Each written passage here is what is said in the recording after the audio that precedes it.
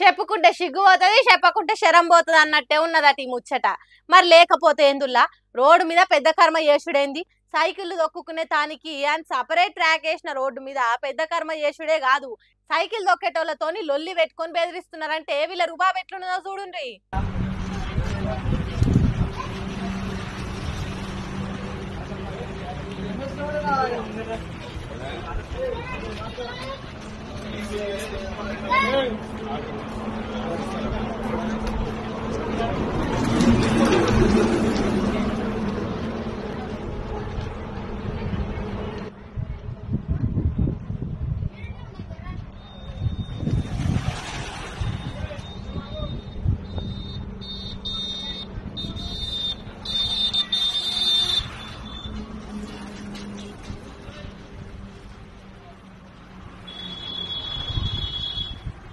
చూసిండ్రా ఎట్లున్నదా కథ? రోడ్డు మీదనే మంగళన్నం తీసుకొచ్చి తల నీళ్ళాలు తీయించుకున్నారు.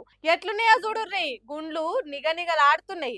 అక్కడితో ఆపకుండా పెద్ద ట్యాంకర్ తెప్పించుకొని అదే ట్రాక్ మీద తానాలు చేసిండ్రట. ఇదంతా మన రాజ్యమే, ఇష్టమున్నట్టు చేయండ్రి, ఎవడొద్దంటాడో నేను చూస్తుంటా అన్నట్టు చేసిండ్రట.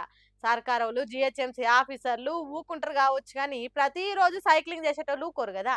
అరే ఇదెక్కడ పద్ధతి, ఇదేం బాబు అని వాళ్ళు అడిగితే, మాది కాంగ్రెస్ పార్టీ, నేను ఎవరనుకుంటున్నావు, ఇక్కడ సర్పంచ్ని, నేను రేవంత్ రెడ్డిని మనిషిని అనుకుంటా ఫోన్లు చేసుకుంటా సైకిళ్ళు దొక్కేటోళ్లకు సల్ల చెమటలు పట్టించే పని చేసిండ్రట.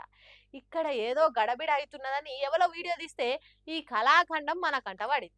సరే కావచ్చు, సీఎం రేవంత్ రెడ్డి మనిషే కావచ్చు, లోకల్ సర్పంచే కావచ్చు, కాంగ్రెస్ పార్టీ కార్యకర్తే కావచ్చు, కానీ ఇట్లా రోడ్ల మీద పెద్ద కర్మలు చేసుడేంది?